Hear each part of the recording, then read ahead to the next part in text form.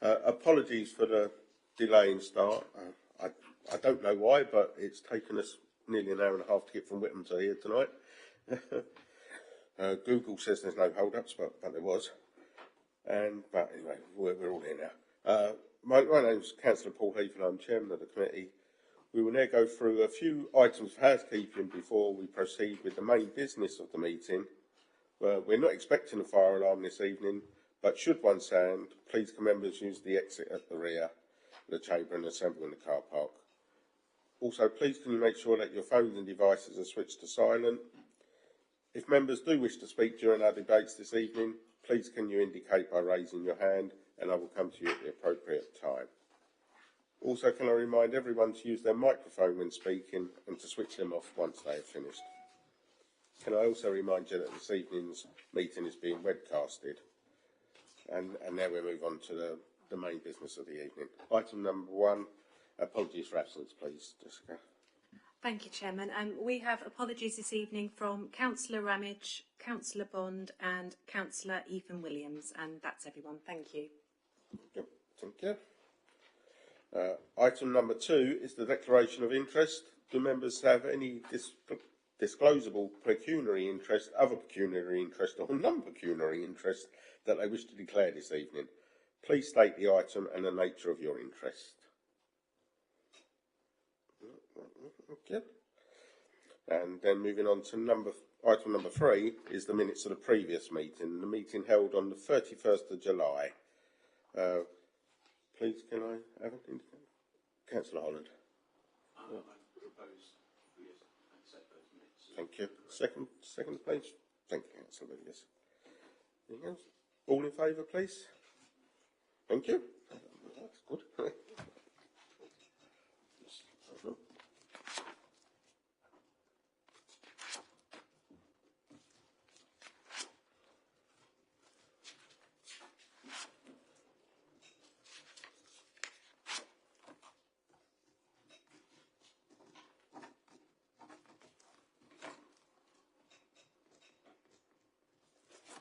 Thank you.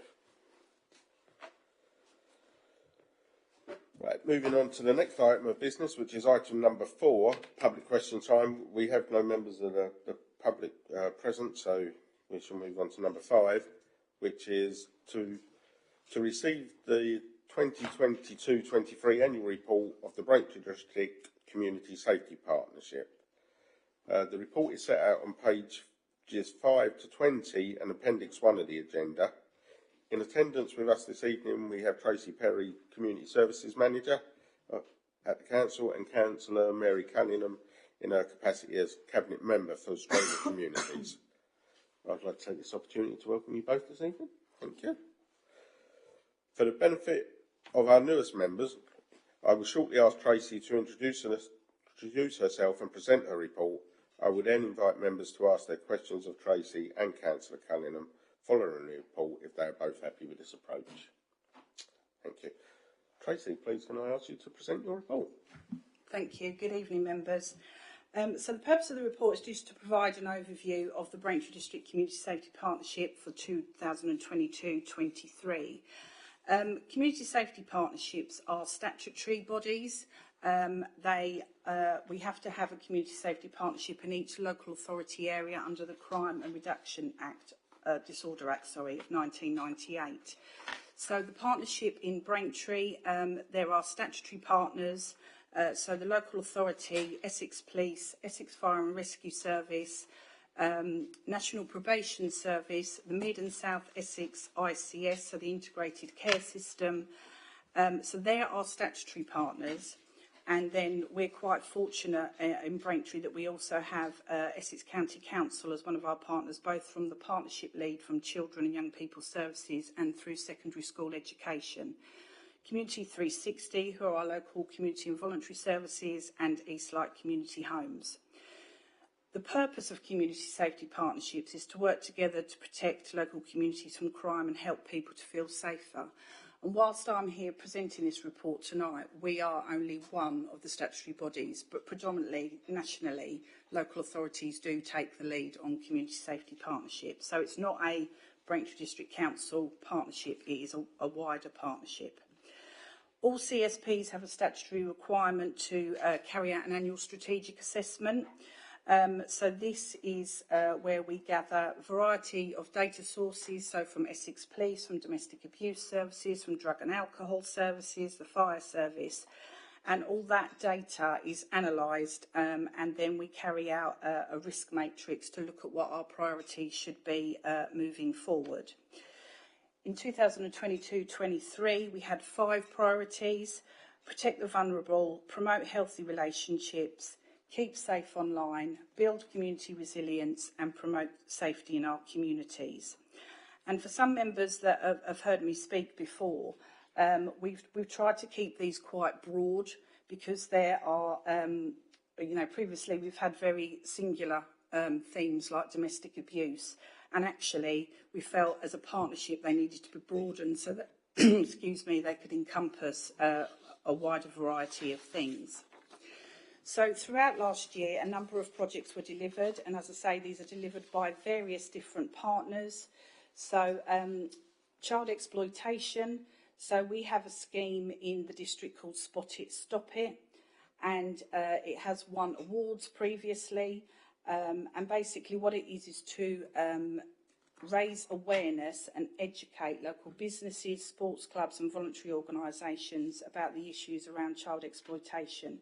And this could be anything from sexual exploitation to criminal exploitation and, sort of drug running and things like that. So we've trained 30 youth football coaches at Braintree Football Club, and we've trained staff at commercial premises such as McDonald's, Cineworld, Premier Inn, Pizza Hut. And we continue to do that because, as you'll appreciate, staff turnover, etc., etc. So that is a project that will continue, and the more people we can get trained, the better. We also have a local exploitation group in the district. So this is a group of partners that work with children and young people. So Family Solutions, the Youth Service, the Police, the Children's Society. And what it is, it's about identifying those that are not necessarily at high risk, but those that are on the periphery, and we wouldn't want them to have their risk escalated, because the ones that are high risk are dealt with at a meeting called Missing and Child Exploited across Mid-Essex. So basically the partnership works together. It does talk about young people, and we try and put plans in place to support those young people, their peers, their families, their siblings. But also we identify hotspots across the district where potentially we think young people may be exploited.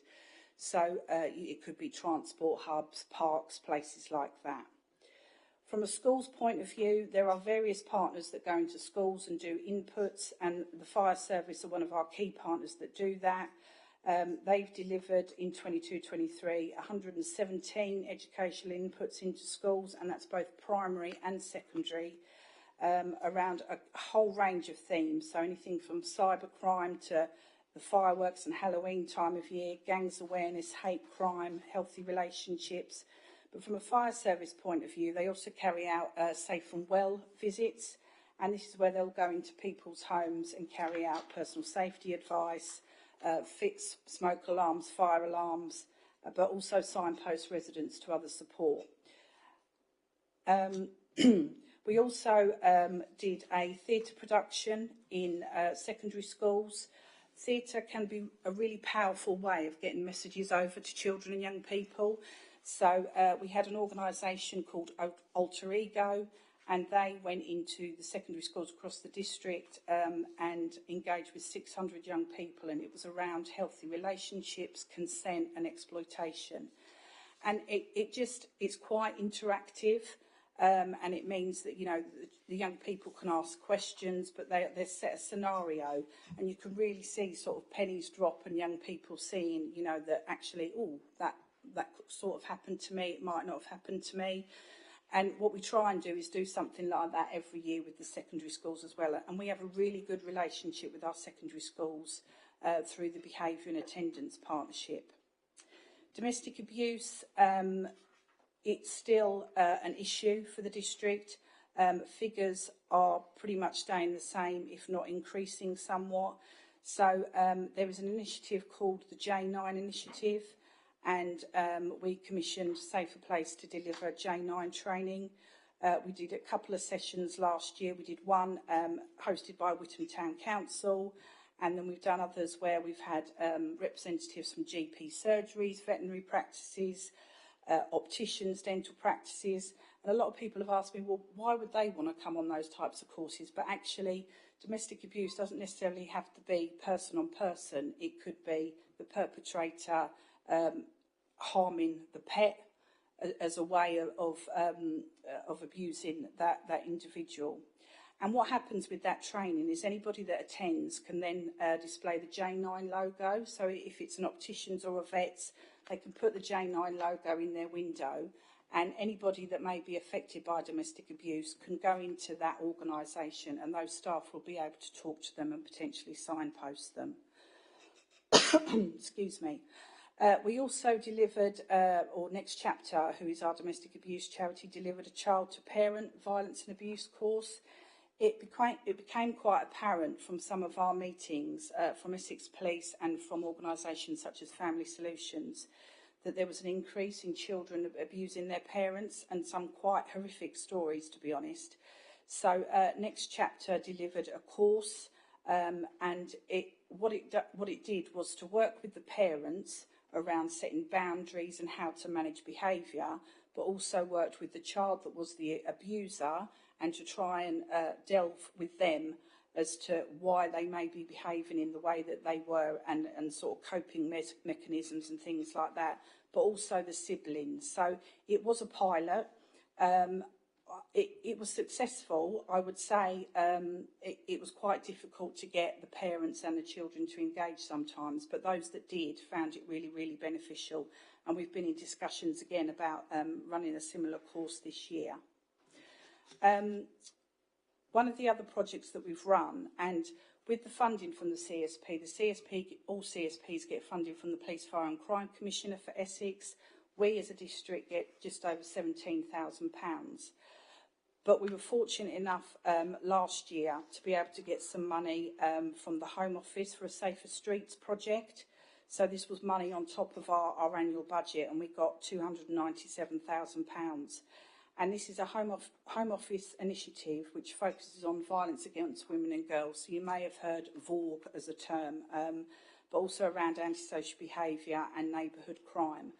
And whilst the district on the whole is a safe district, there are pockets of work that need to be done. And from a community safety point of view, our role is around that whole prevention and education, and how we can prevent crime, people becoming vulnerable.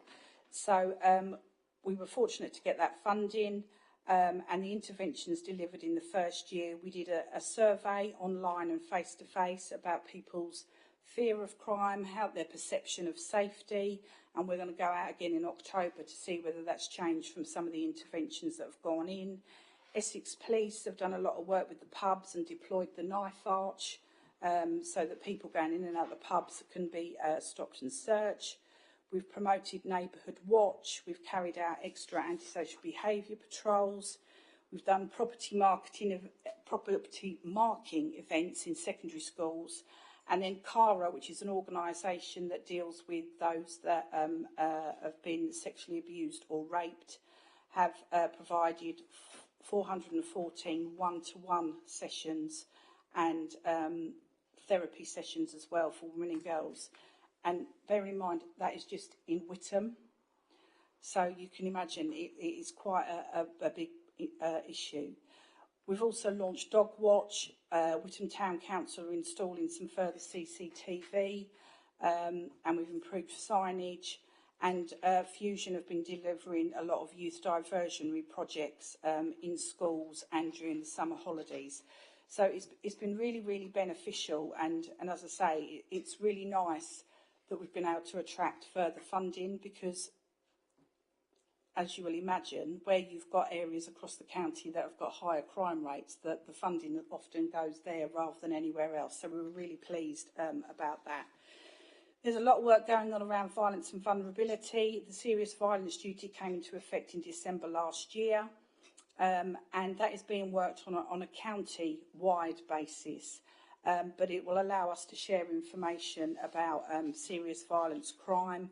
where those that are vulnerable are, and the Violence and Vulnerability Unit at Essex are in the process of doing their own strategic needs assessment, but it will give us a reporting tool and a dashboard to see where our hotspot areas are actually in the district, which then we can make sure that we target the work effectively. We also have some subgroups within the CSP, so we have a community safety hub, so that is the operational arm of the Community Safety Partnership. It's a multi-agency group, it meets every other week, it has probably 40 different partners on the distribution list, and that group, there are standard agenda items, but really the whole purpose of that is for organisations to put forward cases to be discussed.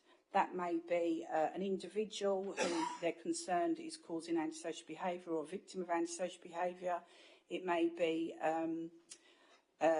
somebody that they see as vulnerable and might be having their property used for drugs. So the information is put in, and then it allows all the partners around the table to check their systems. And then when we come together, we can share that information because we have an information sharing agreement, but we can also talk about solutions to that issue. So that's really, really valuable for all partners. We also established a domestic abuse subgroup this year, and that was really because of the number of victims that were on our housing assessment register deemed as high risk, and how we could work with them and look at managing their risk, had their risk changed over the years. And again, that's been really, really successful. And then we have a housing support subgroup, which is also new, and that looks at more complex cases, so those that may be on the verge of losing their property, either due to their behaviour or because they're vulnerable, and how we can provide a partnership wraparound service to either maybe stop them losing their tenancy, or if they do have to move on, how we can support them to maintain a tenancy elsewhere. So that's just a bit of a snapshot. Obviously, I did include the full annual report as part of the report. And as I say, the CSP is funded by the PFCC, so anything other than that budget, we do have to look for bids. So the report, because it is a partnership and not just a local authority report, it is for members to know, but also to make any recommendations to Cabinet. So thank you for your time. So I feel like I've rattled through that a little bit, so I do apologise and happy to take any questions. Thank you. Thank you. And it is a very thorough report, as I said earlier. Members, any questions? Councillor Abbott, please.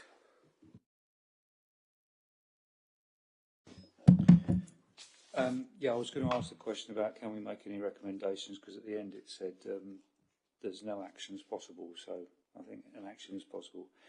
Did you say there's a more detailed report that goes with this? Because one of the things that struck me was to measure whether changes have happened, whether they're negative or positive changes, we could do with some statistics around things like domestic abuse or road injuries affecting children. Those are two that came to mind. And one other question was something I'm certainly aware of personally, but also family members, is the so many attempts now to scam people via the telephone, not just online computers. You know, and everyone having to set up systems now to try and field calls and work out who's trying to ring them. But even so, some of these nefarious people get through. Is that on the radar as well? Is that issue on the radar? Thank you. Thank you. Yes, it is. Interestingly, so there was a crime prevention. I must remember to talk into this. Sorry, there was a crime prevention strategy launched last year, and there are various different themes within that. And each CSP lead was asked to work with somebody from Essex Police, and I actually got cybercrime and fraud.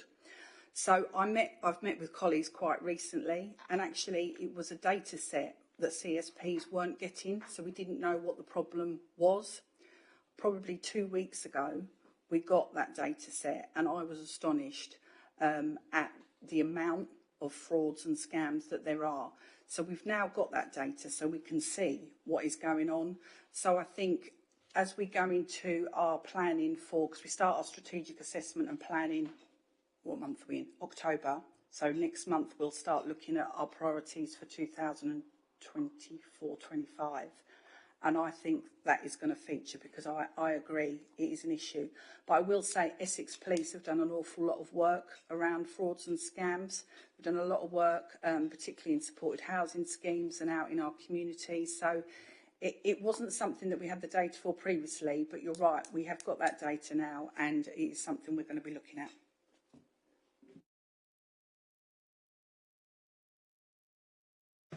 Thank you, Chairman. I'm particularly interested, naturally, because I represent the Centre of Whittam in the Safer Streets programme. So I've just to dig down on some of the things that you were talking about there, all of which sound very positive and which I welcome. First of all, the Safer Streets survey. What sort of take-up are we looking at for that, and how are the results being used in a constructive way to keep people safe? To be honest, I haven't got the figures, but we have got a report about Safer Streets. Because Safer Streets isn't CSP funded, but I thought it was useful to put in here, so I can come back with the results on that survey. We did have quite a good take-up, and from a range of different age groups and demographics, and the whole point of the next impact night is to do that resurvey to see if people's perception of what we have done has changed. So I'm quite happy to share some of the Safer Streets information we've already got, and then when we've done our next impact night, to see whether there's a difference and whether people are feeling any different. Brilliant. Yeah, no, it'd be very useful to see that. And just one thing that struck me that perhaps was omitted, it may be that it isn't within the scope of this, but shoplifting is in the news a lot at the moment. Whittam, Centre of Whittam, Whittam High Street clearly isn't, or Union Street, I should say, clearly isn't an exception. So has there been any work around shoplifting, preventing shoplifting, anything around that as part of this work? Not last year, no. The work that we do is dependent on the data that we get. And obviously we are party to Essex Police data on a monthly basis. Shoplifting isn't coming up as a high area, but obviously it depends if it gets reported. And I know we had discussions previously with some security people at Tesco's, and a lot of it isn't being reported. So it makes it quite difficult for us as a CSP to do work when we haven't got the data or the intelligence to back it up. So it could be something that could be looked at in future if the data would suggest that it's a problem, yeah. Which, as you say, it probably is, but it's just not being picked up on. Yeah. Great. And then finally, the mobile CCTV cameras, I assume that these have been used primarily in towns. I could be wrong about that. But can you outline sort of the proportion of time that these cameras are spent in sort of the 3 urban centres of the district? If I've understood correctly, that they move around, or maybe I've misunderstood that. They do move around. They've been used for various different. They're used by our street scene enforcement team, so they can be used for anything ASB, fly tipping. They've been put up in Bradwell in the lay-by where dogging takes place. So they'll be used anywhere in the district. So they've been used rural and in the towns. Okay, thank you. Thank you very much. Councillor Range, please. Thank you, Chair. I have to say there's a lot of really good work going on here, and I think it has an impact on the most vulnerable. So I think my broad question is, given the funding that we've got currently, and it's very welcome to hear that we've had that extra money, which is a significant pot of money, is this level of programme, is it sustainable into the future? Because I don't see some of these challenges going away. So a lot of these programmes, I think, are going to need to stay for the future. I can talk firsthand about a lot of these in my day-to-day work. The fire service work in schools is invaluable. I think the level of work and the variety of work they can do with children is fantastic. Next chapter, this is a new angle, and I welcome that, because it is a stark reality that there are many households out there where it's the parents that are being abused by the children, believe it or not. So that is something that I would welcome and hope would continue. And J9, I'm very proud to be able to sit here and say that that logo is visible in my school. I had 2 members of staff that went on that training. They came back, and we've been able to signpost people already based on that. So I would welcome, or it's just making that more, I suppose, visible, and making more communities or schools or any other kind of I suppose, place of work or places in the community to have that availability. So with J9, I suppose my question there as well is there plans for future training to establish that again? And then the World Cup campaign, I did see that. That was very clear, I thought, on Facebook particularly. I suppose you may not have the figures in front of you. It sounds like a lot of people did interact with that. Did it have an impact? Was there a reduction of domestic violence during the World Cup, or is it hard for us to tell? So, sorry, there's a few questions, but thank you. Okay, and I'll probably forget some of them. So, J9, so Safer Places who deliver J9 have been commissioned across the county. So, to deliver J9, or the person to deliver, has got funding essentially from PFCC's office. So, the CSP literally has to pay for a venue, a cup of tea and a packet of biscuits, basically. So we're quite fortunate. I think, £17,000 isn't a huge amount of money. But I think with some of the partners to the fire service, they are already funded to deliver that work in schools. So it's not something that the CSP has to pay for, which is quite fortunate. So I'd love to say yes to more money for community safety. I mean, previously, when I first started in community safety back in 2013, our funding came directly from the Home Office, and we got hundreds of thousands of pounds. So I think we're quite resourceful. And whilst that's what we get, there are other funding opportunities that we can go for, and partners can go for as well. So, and I think, because there is so much crossover with health and well-being, community safety, when we talk about things like drugs and alcohol and vulnerability, there are more funding pots that we can go for. But actually, Safer Streets is probably the first one that we've needed to go for, which is unbelievable, really. So I think it is sustainable because a lot of the partners that deliver for us have already got the funding themselves, and it's just us being able to top stuff up. What was the other question? Sorry. Regards to the World Cup campaign. Yes, the World Cup campaign.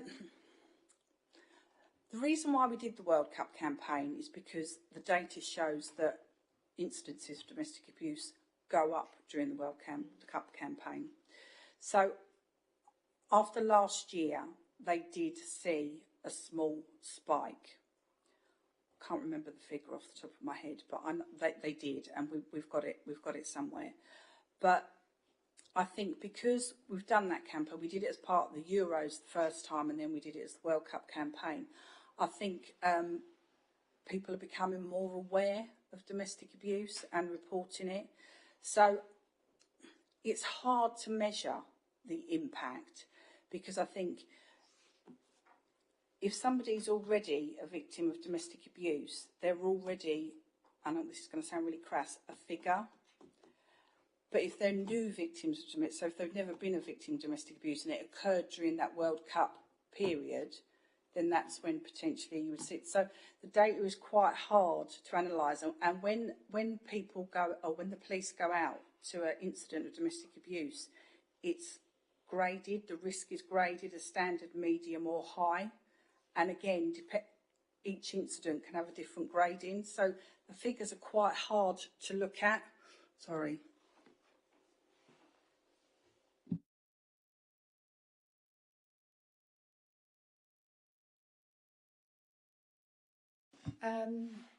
Going on from Councillor Williams' question about shoplifting, it occurred to me, a quick question, whether you've got any data on locker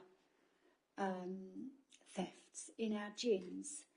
because that's been on the news quite a bit over the last few days. During the day, they've had these news items about thefts from lockers in gyms. So I don't know whether any of our gyms across the district have had that, whether you know.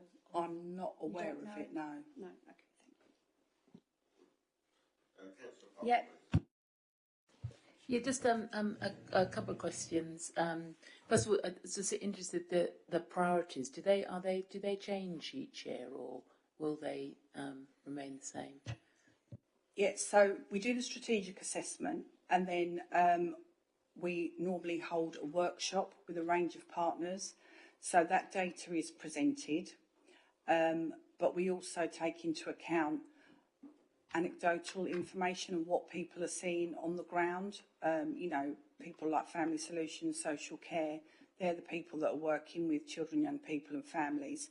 So we have some really good discussions and then talk about, so from that strategic assessment, it gives us, without sort of going on about it for too long, but it breaks it down into crime types, and then you get your sort of raw data, and then you look at the impact on the community, on the individual and things like that, and it gives you a score. So we use that data and that scoring, the insight from people working on the ground, and then there is a general discussion. So the priorities that we had last year are the same for this year because they felt that they encompassed so much. But they will change, but it will depend on that conversation in the room. And we have a responsible authority group, so that's the strategic group where the statutory partners sit. So those priorities and that strategic assessment will be presented back to the RAG, and it's for them to make the decision, agree the priorities that have been put forward. So for April next year, they could be different. Just a couple of other questions. I just was interested to know what the dog watch was, whether that's anything to do with dangerous dogs attacks. No. And okay, and fine, that's probably answered that question. I don't know whether it's a problem here, but so yeah, it's like neighbourhood watch. So basically, it's an Essex Police initiative. People that walk their dogs see a lot. So it's about reporting in, whether it's intelligence, they've seen a crime, they've seen some vandalism, but, you know, so when you're out walking your dog, if you see, and it's just another, so you've got farm watch, neighbourhood watch, dog watch. and just picking up on Councillor Abbott's point, on there, I think he makes a very valid point about the fraud and online, but I do think the other group of people that get targeted actually are young people, teenagers particularly, who are not very familiar with, that they're not unlike the rest of us sceptical. They tend to sort of trust things, and certainly my own children and friends of theirs, they get targeted all the time with fake phone calls and text messages, and they so I think don't overlook that age group. I think it's bottom and top of the age group, the ones who tend to be victims of that. It's just a comment, really. Thanks. Thank you.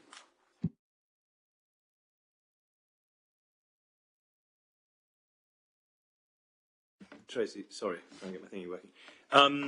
You seem to provide a hell of a lot for 17.5 grand, so well done, and thank you.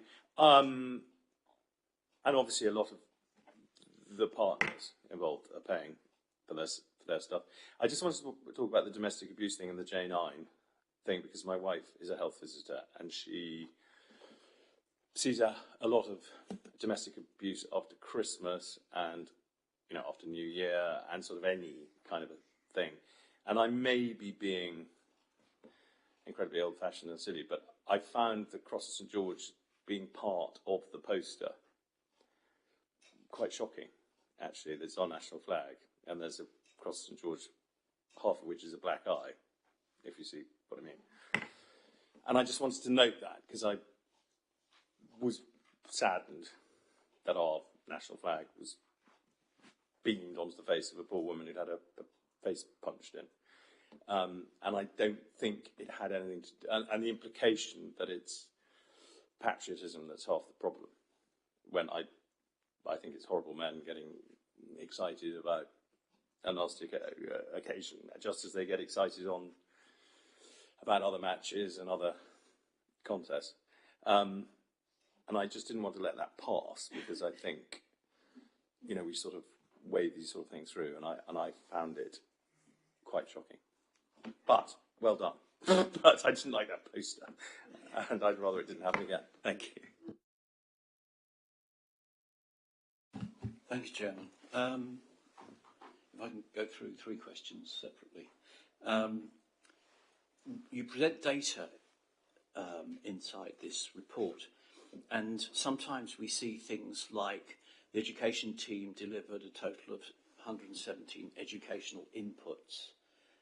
And what I would like to see is against a demand level or a market size of this. So if you, I think your report says you reached 11,974 pupils. What I can't do is work out from that what part of the school population that we might wish to address with this learning we are actually reaching.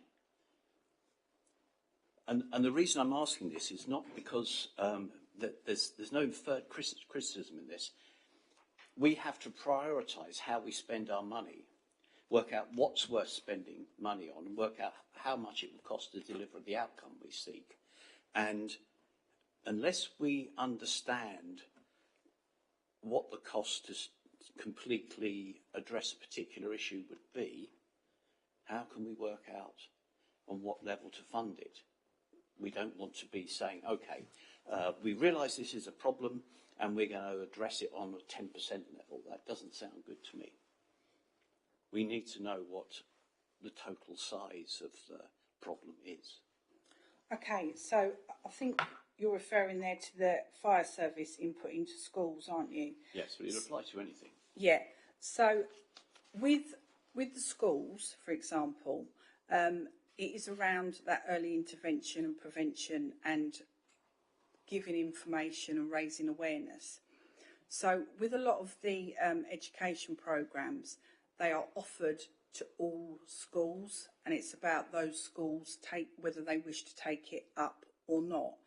And the programmes that are on offer aren't necessarily because there is an issue in a particular area. It's just the different programmes that they offer. So the fire service have a programme that they send out to the schools, and then the schools decide which ones that they'd like to have in their school to come and deliver.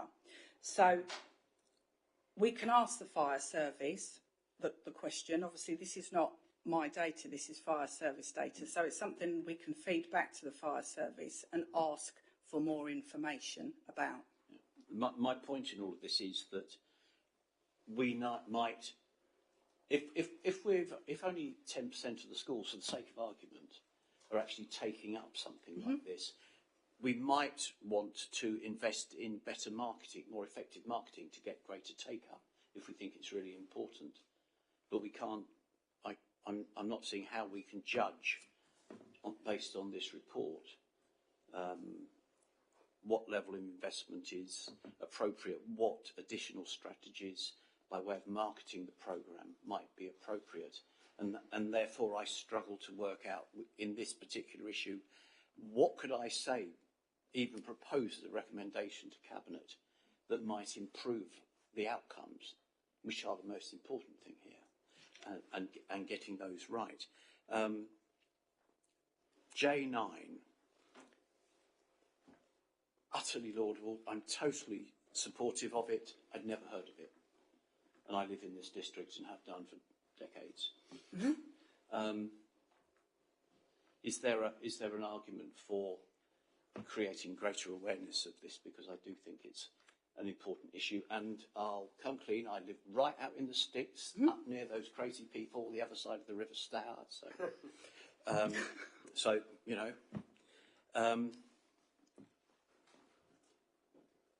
I know from reading things like the Rural Digest that domestic abuse in rural areas is an issue. Is thought given to how we actually increase awareness into the more sparsely populated parts of the district, which actually are, by acreage, most of the district. Yeah. So yes. So with all the J9, so the J9 information, we put it out as widely as we can. So we don't just use social media, we use our partners as well. So we use our town and parish councils, we ask them to put it out in magazines and anything that they do. We ask our health providers, so social prescribers, we ask Community 360, we ask all sorts of partners to promote J9. So we try and go as wide as we can, but I think you're never going to necessarily hit everybody. So if there are any other avenues that you think we could explore, particularly for rural communities, then I'd be pleased to take them on board. But the team, so the community services team and others, and Community 360 and other partners are out across the whole of the district, all sharing the same sort of messages. So I'm sorry that you haven't heard about it. But as I say, any ideas as to how we can promote it further and get the message out would be fantastic. We've had organisations, we've had whether they be, health, community involvement from across the district, rural and urban. So the messages are getting out there, but obviously not to yourself. Yeah, absolutely true. I am not a statistically significant creature. So on that basis, my recommendation, given the fact that I haven't seen it and I've been a parish councillor for way more than a decade, I'd suggest, if I may, that its awareness of it is created amongst the parish councils, and that the suggestion rides along with that approach for it to go into the parish magazines. Because what I've found in the rural areas is that the penetration of the parish magazines is frequently into households which are not using social media, for example. And so it becomes quite a useful channel, particularly in rural areas where these things are prevalent. One last thing. Schools. There's the Alter Ego. Is that an initiative which is going into schools and using, drama as a way of presenting ideas and what have you? Once again, I'm so supportive of such ideas, but one thing I'm very keen on, having worked in education for too long, is that you make sure that the content is right and appropriate and what have you. And so my question there is, with the material that's delivered into schools through this initiative, who shapes the content and decides whether it is age appropriate? Okay, so Alter Ego shape that content, but they are an organisation, as with others, that have worked with government departments and they've worked with schools. We also make sure that when we're putting anything into schools, we speak to somebody in that school so that they can understand what the content is, whether that's an information leaflet or whether it's the video of the performance, so that the teachers are happy that that is going to be fine for their students. So, for example, one of my team has been into Alec Hunter this week on their request to do some assemblies, and we sent through the presentation to the safeguarding lead, and he said it's fine for year 11, but you need to take this bit out for year 9, you need to take this bit out for year 7. So we make sure that we don't just go in, the schools know what they're going to get before we go in, whether it's us as delivering it, the police delivering it, or Alter Ego. So we do try and put them checks and balances in place. And also the schools with things like that will normally write out to the parents to say that something is coming in, and if they don't want their child to attend, then they can be taken out of that session. So we do try and put those things in place before anything is actually delivered in the schools. Thank you very much. It's extremely helpful. Thank you. Councillor Beattie. Thank you, Mr. Chairman. And I suppose I come from I've got a chest infection, by the way, so I do apologise if I break up. I come from the standpoint of doing some work with the Local Government Association, where we travelled around the whole of the country, looking at every local authority's community safety partnership. And the end conclusion to that piece of work was that they do have their place.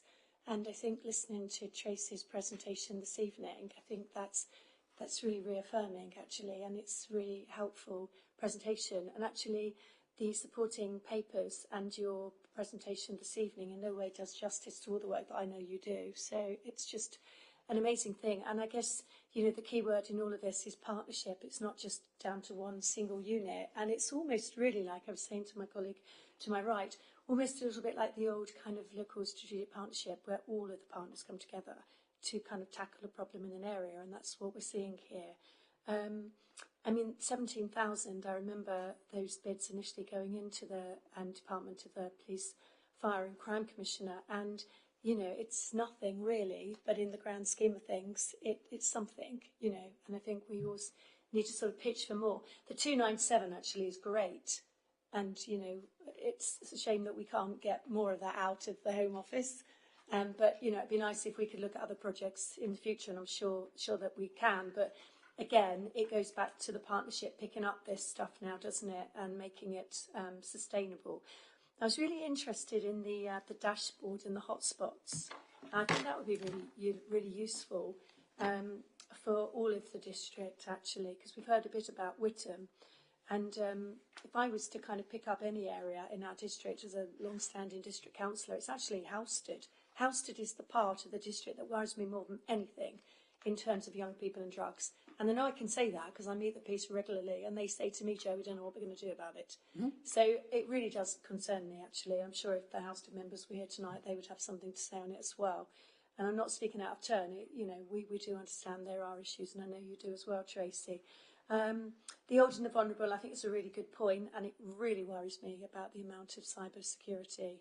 And in fact, that comes through a bit in my day job, and people come to me and mention that they've had this phone call, and you kind of think people aren't going to get sucked in. Actually, I was sucked in a few weeks ago when my whole computer system went down, and I quite innocently opened up a BT email thinking it was fine, and actually it completely wiped out the whole of my systems and BDC. It was amazing, and I thought I was quite IT savvy. So it just shows how vulnerable one can really be. And then thinking about Cabinet and Cabinet recommendations, I was really pleased actually that this extra meeting was put in for this, because if you don't know a lot about this thing, you kind of think, what is it? But if you do know a little bit about it, you're like, this is brilliant that we're going to have this at corporate scrutiny, because we should be scrutinising this actually. So I just wonder whether, in terms of Cabinet, we need to think about Live Well, because we know that Councillor Lynette Bowes-Flint is picking up Live Well again, and she's already approached some of us from around the district to be part of it, which is really encouraging. And I guess in some respects that J9 kind of sits in with that, I think, really, because it's about promotion, isn't it? So actually we've got the Contact magazine going out for the whole of the district. I've not seen it yet, but we could sort of say, is J9 in it? I don't know, I've not seen it, but if it's not, then maybe we missed a trick there. So is that kind of stuff, and I wonder whether actually Live Well is the driver, whether we can join something up there in terms of health. So that's something I think perhaps I would be saying to Cabinet, some opportunity there. And also the health profile that we all get, with the magic line down the centre, which kind of says how we're all doing, and the ward data. As all members, actually, there's probably something that we could all get out from you, and maybe that's a recommendation as well, that actually I think there's probably more member training. So I suppose for me, two recommendations would be that joining up with Live Well and J9, and is there a piece around member development where we could all have an input? Because actually I think all members, actually if we were all here tonight, there'd be loads more questions, because we're all passionate about this. And it's something that it takes a long time to get and then see. But if it wasn't here, then many of us would be actually going through to our officers saying there's more stuff going on. But it's because you do what you do, and actually it kind of goes under the radar a little bit. So I think for me, a recommendation to Cabinet is let's get something in for all members, for member, because we love it. We love all this stuff. And listening to George this evening and his wife and all that work, it's going on. So let's have a member session. I think it's really, really important. And then finally, we heard from Councillor Butland a few weeks ago, and I'm not making a political point, but he made the point to us about, we're going through a budget, there's going to be more cuts, and, this is the fact.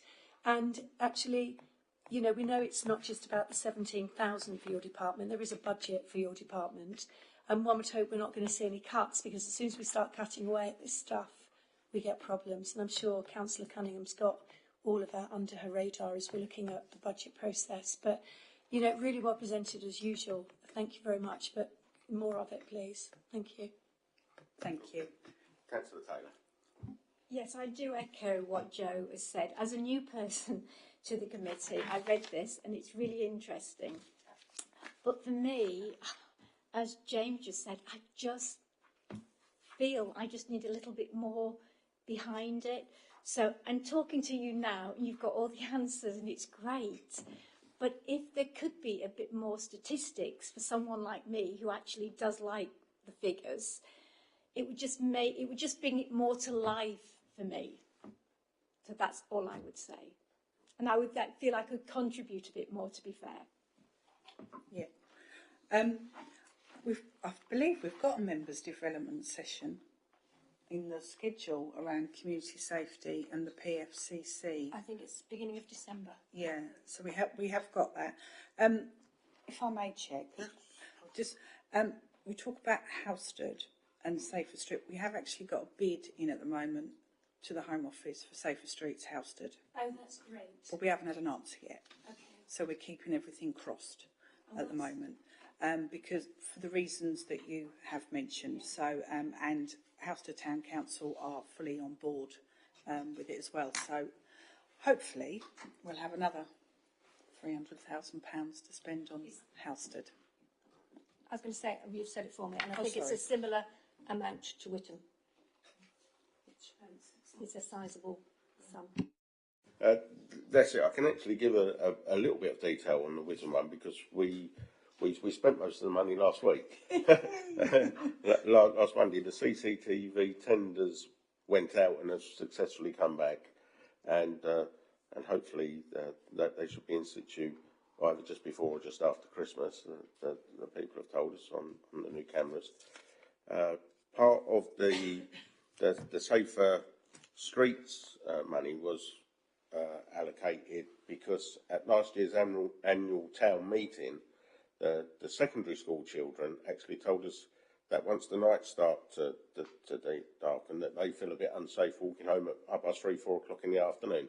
So the street warden that we're employing as a town council, part funded by this, is going to be around the two secondary schools most days of the week, just to give a physical presence more than anything else, because the police tell us that they are safe going home, but they came to the meeting, they told us that they felt unsafe, and obviously as a local council you try to prove that you listen to the people that put you where you are. So Tracy has worked fantastically with the town clerk and the things that we are achieving through Tracy and the officers pointing us in the right direction to get grants as a town council, backed up with the district council's grants and a bit from Essex Police, have helped us get quite a bit for Witham. And as Councillor Holland was saying, if you know something, you know it, and if you don't, you don't. Because in Witham, you have J9 literally jammed around you everywhere you go. It's in the churches, it's in the doctor's surgery, it's in the town hall, it's on the town council's vehicles because they've all been trained because we had the sessions at the town hall. So there's me sitting here thinking everybody in the district knows about it because we can't walk out of our front doors without knowing it, but it just goes to show that's not the case, is it? If you know, you know. And on the dog watch, the police superintendent on their open day signed up my two dogs. They get a little bandana each as well to show that they're on dog watch. So this is, as you say, Joe, is something that everybody is passionate about because it is our streets and it is our people and it is our homes. So I think it's been a very well presented report, and of course, like Councillor Taylor, because I've worked with Tracy and the town clerk, I do know a bit more about it in the background. So that's the thing we've all got to realise, is that all because we know, somebody else might not. Yeah. Councillor Martin. Thank you. Yeah, one thing that comes to light when you're talking about domestic violence, and also Councillor Beavis mentioned about the fear of budget cuts, is the domestic refuge. Braintree District Council used to have a refuge for domestic violence where it was a safe place for women to go, maybe with their children, I'm not sure, but it was like a secret location, and it was funded by the District Council, and in recent years, as far as I know, it closed down. Oh, does anyone know anything about it? I mean, it was that I'm talking about, when I was a district councillor before, I'm pretty sure it was funded, and then maybe about 10 years ago or 5 years ago, it was closed down. I think we're asked Tracy to try and answer it, but we're straying off the report a Yeah, bit. no, that's So fine, it might be a question to a cabinet member. Yeah, the only reason I mentioned it was that Councillor Beavis is worried about budget cuts.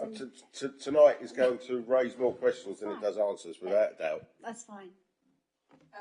Yeah, just briefly. So, we did used to have a refuge in the district. We don't now. The funding comes centrally from Essex and the PFCC's office. Now, refuge is not always the best answer for a victim of domestic abuse and their families. So there's been a lot of work done around whether that is the right option, or whether it's about making sure, because the problem is, when you're a victim of domestic abuse, you could be, just because you live in this district doesn't mean you end up in a refuge in this district or even in this county, because I mentioned the levels of risk. And actually, why should the victim have to move away from all their support mechanisms where their children might have to go to school? So it's about putting other things in place rather than the upheaval of having to completely leave your house and things like that. So we don't have a refuge, but there are still accessible refuges in the county for victims of domestic abuse from Braintree, if that is the best option and if they take that option.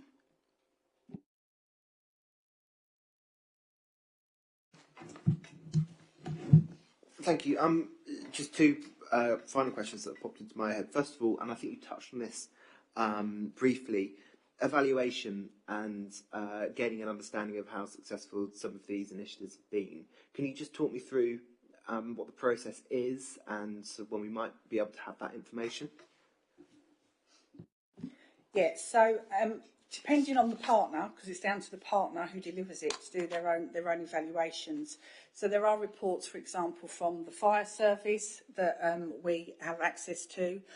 A lot of the evaluations, particularly when we're doing stuff in schools, they normally start off, and this is some of the stuff we've done, but also other partners, is to try and get a level of understanding before that intervention takes place, and then trying to get a level of understanding after that intervention takes place. So there are various reports from the different projects that we've done, but it's down to the partner that's delivering to do those evaluations, and then obviously down to them to then provide us with that information. So there are different evaluation reports for different projects, yes. And specifically for the Safer Streets programme, yeah. Is that evaluated? I know that's sort of a bit different to the rest of it, but we're only sort of 3/4 of the way through it at the moment. So at the end, yes. So we have to provide monitoring on a quarterly basis to the Home Office. But when we get to the end, then obviously there will be an evaluation and an end of project report. Okay, that's great. And just for clarity, the Safer Streets programme, the interventions plan for 23-24, just to clarify that they are specifically for Witham. Yeah. Safer Streets funding is all for Witham at the moment until we get our house did money. Great, excellent. Thank you. Thank you. And I think for me, my sort of final sort of thought and maybe question is around this next goes to Cabinet. That's correct, isn't it? It goes once a year, doesn't it, to Cabinet? Yeah.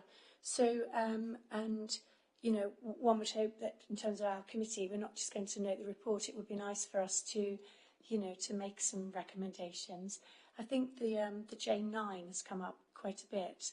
And over the years, we've done a lot of promotion with the Live Well Heart, and we're going to be, doing that. And there's many other examples, actually, where... So I think for us, really, how can we sort of promote it a bit more? Often you see it back at the end of emails and things like that, don't you? Corporately, we've done that. So I guess the point I'm making is, how can we corporately promote J9, I think, would be something I think I'd quite like to see. Pleased about the member briefing, but I think something that all members get out before the night, a bit more detailed. The point that Councillor Taylor made, I think Councillor Abbott made as well. So maybe something before the night that kind of sets the scene a bit more about the training on the night. And there's nothing much we can say about this 300k in Houston. It's a bid that's in, and we've got to wait the outcome. But one would assume that's all going to go to Cabinet in the report. And what are the recommendations, I suppose, is my final bit from the Cabinet member in terms of, the report that's going to Cabinet. Thank you.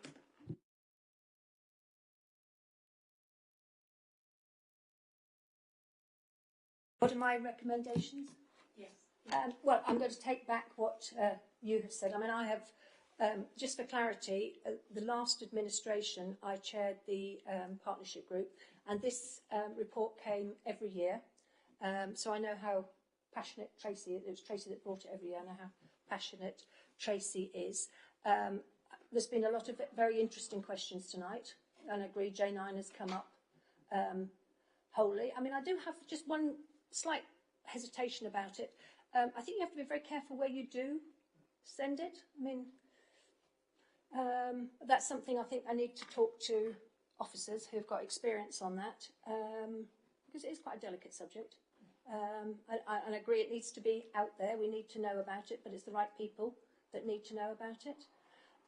So, yes, that's certainly something we'll take on board. There's actually quite a lot here that we're going to take on board. I think in answer to your query about Halstead, Safer Streets, I think, is it first week of October or second week of October we should know? Hopefully, yes. Whether that's going to be through. So that will be a big help for the issues you raised. I don't know if there's anything else that anybody wanted to ask me about. I attend it's probably every 2 months, a meeting with the Police Fire Crime Commissioner in Chelmsford. Some of the things that have been mentioned tonight I will actually bring up, certainly about funding for youth scams. I think that's a very good one that needs to be raised. So, sure. Yeah. Yeah. Jessica has been making a note of all the recommendations that everybody has said today, so they'll all come out in our minutes before we take them to Cabinet. So, and I probably, along with Tracy, will present them at Cabinet because the chair of this committee, and I think between us we can be a fighting force. Anything else? No.